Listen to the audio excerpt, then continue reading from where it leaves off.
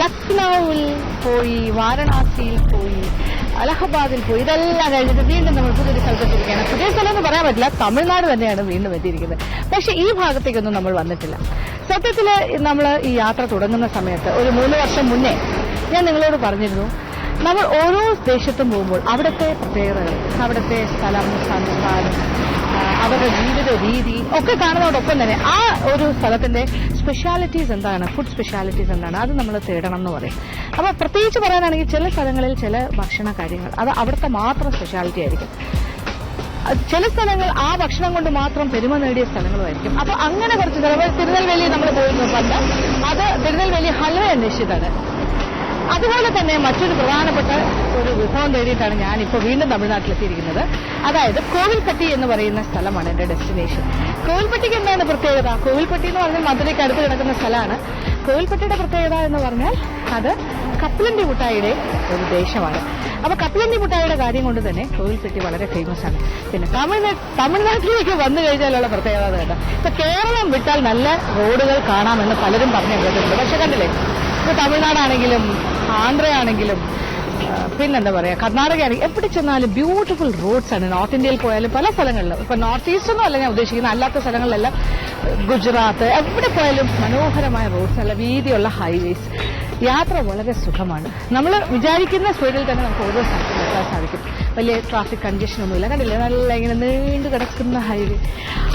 ഈ ഹൈവേയിലൂടെ നമ്മൾ സഞ്ചരിക്കാൻ പോകുന്നു. അപ്പൊ ആദ്യത്തെ ഡെസ്റ്റിനേഷൻ പോയിന്റ് കോവിൽപ്പട്ടി തന്നെയാണ്. അവിടുത്തെ കപ്പലണ്ടി മുട്ടായി, അല്ലെങ്കിൽ ഇവിടെ പറയും കടല മുട്ടായി, അതിന്റെ വിശേഷങ്ങളൊക്കെ കാണാം. മറ്റു കാര്യങ്ങൾ അതിന്റെ പിന്നാലെ യാത്ര നമുക്ക് തുടർന്ന് നമ്മൾ അവസാനത്തെ പോയിന്റ് എന്ന് പറയാൻ ട്രിച്ചിയാണ്, ട്രിച്ചിനാപ്പള്ളി. അവിടെ വരെ നമ്മൾ യാത്ര ചെയ്യും. യാത്ര തുടങ്ങാം.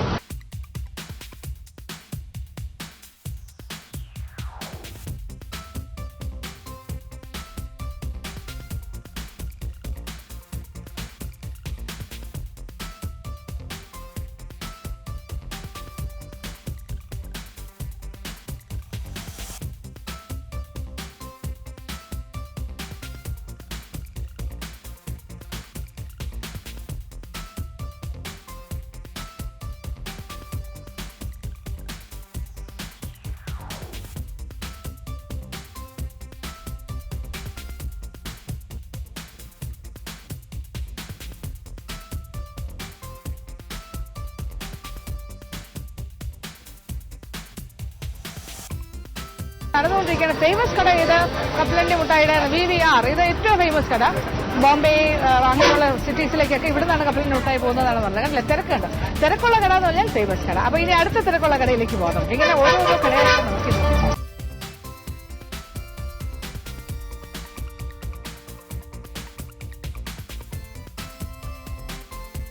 നടക്കുകയാണ്. പക്ഷെ നല്ല രസമുണ്ട് കേട്ടോ ഈ നടക്കം.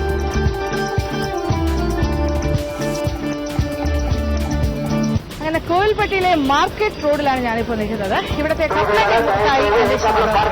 അപ്പൊ ഈ മാർക്കറ്റ് ഏരിയയിൽ ഭയങ്കര ഒച്ചയോളമാണ്. ഇവിടെ വന്നു കഴിഞ്ഞാൽ എല്ലാ കടകളിലും കപ്പലണ്ടി മുട്ടായി കിട്ടും. പക്ഷെ ഇവിടുത്തെ ഏറ്റവും സ്പെഷ്യൽ അല്ലെങ്കിൽ ഏറ്റവും ഫേമസ് കട എന്ന് പറയുന്നത് MNR എന്ന് പറയുന്ന കടയാണ്. അവിടെയാണ് ഏറ്റവും കൂടുതൽ തിരക്കുള്ളത്. ഏറ്റവും നല്ല കട ഏതാണെന്ന് അന്വേഷിച്ച് പോകുമ്പോൾ നമ്മൾ പ്രത്യേകം ശ്രദ്ധിക്കേണ്ട, ആ കടയുടെ മുന്നിൽ ഒരുപാട് ആൾക്കൂട്ടം ഉണ്ടാവും. ഇവിടെ നോക്കൂ, MNR ഒരു കണ്ടാലൊരു ചെറിയ കടയാണെങ്കിലും ആളുകൾ ഒരുപാട് വരുന്നൊരു കടയാണ്. നല്ല തിക്കും തിരക്കും. അപ്പൊ ഇവിടെ ഒന്ന് കയറി കാര്യങ്ങളൊക്കെ കാണാം. കപ്പലണ്ടി മുട്ടായി മറ്റു കാര്യങ്ങൾ എന്തൊക്കെയാണെന്ന് നോക്കാം. അപ്പൊ ഇവിടെ വരുന്ന എല്ലാവരും തന്നെ ചോദിക്കുന്ന കടല മുട്ടായി ഏതാണ്, 1/4 കിലോ 1/2 കിലോ ആ രീതിയിൽ തൂക്കി കൊടുക്കുന്നു.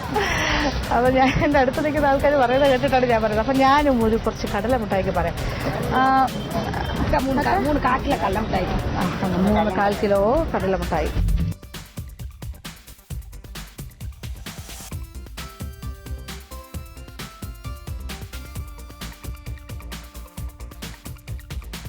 കടല മുട്ടായിയുടെ സാമ്പിളാണ്.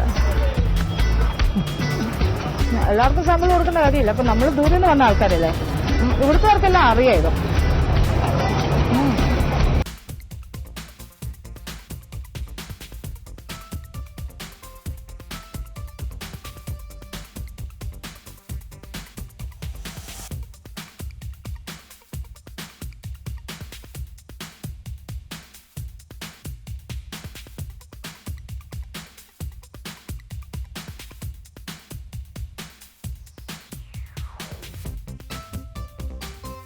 പിന്നെ എന്റെ ടേണായി തോന്നുന്നു. അപ്പൊ ഞാനവിടെ പറയട്ടെ കടലമുട്ട.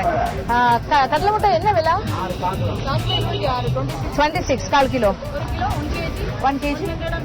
ഓക്കെ, 1 kg തരുമോ? 4 പാക്കറ്റ്സ്. Okay, 1 kilo. അപ്പൊ 26 എന്നെന്താണ് പറഞ്ഞത്? കാൽ കിലോ. യെസ്, എന്താ ഫുൾ പാക്ഡ് ആണ്. MNR ഇത് നല്ല ബ്രാൻഡാണ് ഇവിടുത്തെ.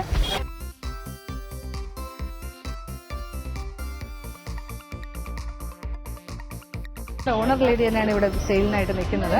അപ്പൊ ഇത് പ്രധാനപ്പെട്ട ഐറ്റം. അപ്പൊ ഇതിന്റെ ബാക്കി സീക്രട്സ് അറിയേണ്ടത് ഇത് എങ്ങനെയാണ് ഉണ്ടാക്കുന്നത്, അങ്ങനത്തെ വിശേഷങ്ങൾ. അപ്പൊ ഈ കടയുടെ പിന്നിൽ തന്നെയാണ് ഇതിന്റെ ഫാക്ടറി, അതായത് വർക്കിംഗ് പ്ലേസ്. അപ്പൊ ആ ഭാഗത്തേക്ക് നമുക്കൊന്ന് പോവാം.